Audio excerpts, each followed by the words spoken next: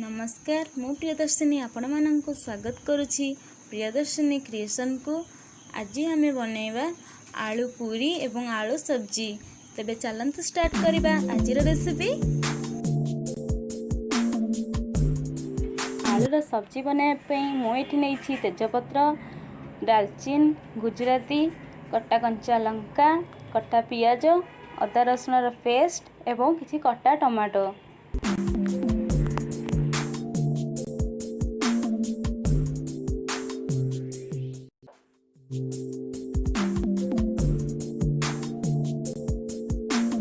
सिझा आलू को यही भाव में छोट छोट करी काटी नहीं।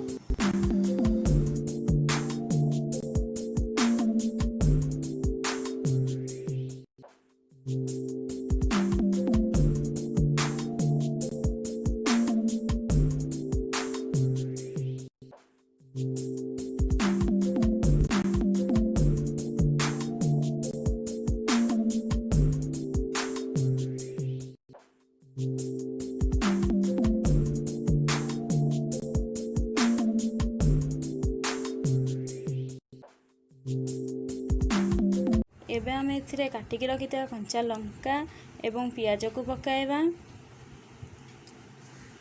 पियाज गोल्डन ब्राउन कलर हो आसला पर्यंत ताको कुक करबा। पियाज हमर एठी गोल्डन ब्राउन कलर हो आसलानी। एथिरे एबे आम अदा रसुण पेस्ट को पकाइबा। एथिरे आम 1 चमच हळदी गुंड पकाइबा।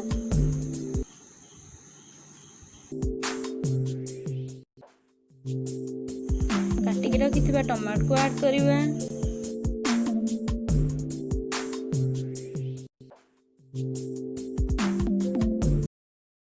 ए मसला रे आमे स्वाद अनुसार लुण ऐड करिबा।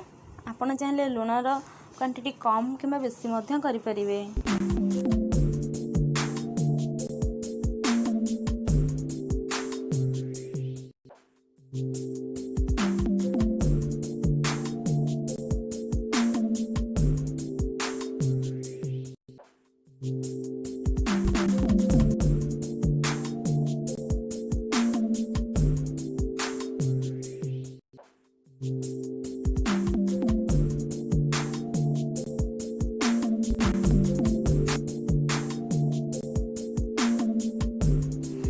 हमर आलूर सब्जी संपूर्ण भाव में प्रस्तुत हो जाइछि।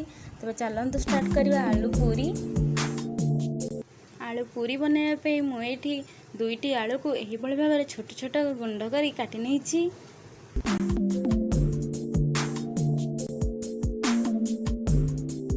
पूरी बनाइबा पे मु एठी नेछि 2 कप आटा, 1 चमच लूण, 1 चमच चाट मसला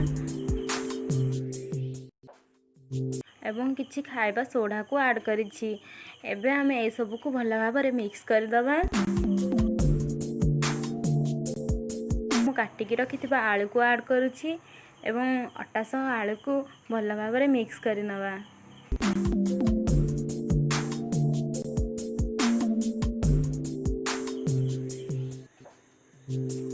एबे थिरे हमें अल्प अल्प करी पानी ऐड करिबा।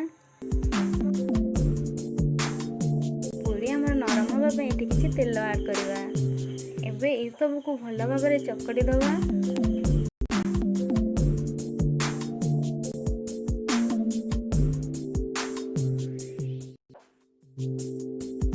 आटा चकटा हमर एठी बिल्कुल रेडी हो जाइछि।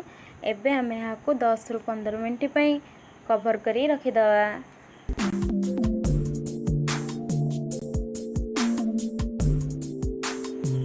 हमर 15 मिनट हो जाइछि। एबे हमें आटा चकटा को आउ टिके भल भाव में आटा गुंड पकई चकटी नबा।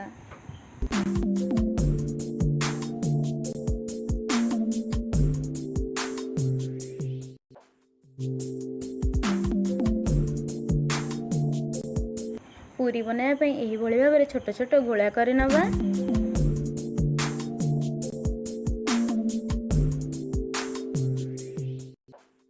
आटा गुड़ा गुड़ी को आम पूरी शेप रो सब गुड़ा गुड़ी को यही भाव में बेली नवा।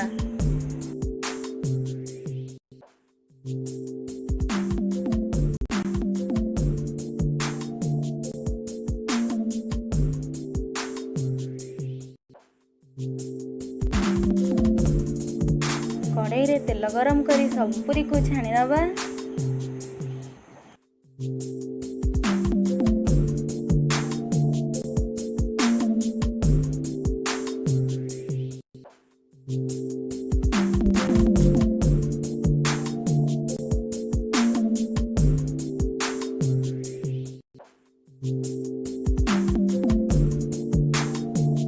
तेबे आज रेसिपीटी आपण मानक केमती लगिला कमेंट माध्यम निश्चय जणाइबे। रहउची नमस्कार। Stay safe and stay healthy.